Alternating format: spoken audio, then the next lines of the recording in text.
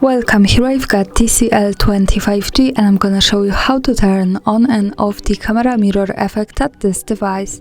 So let's start by tapping on the camera button to open it, and for now we are on auto photo mode with the back camera.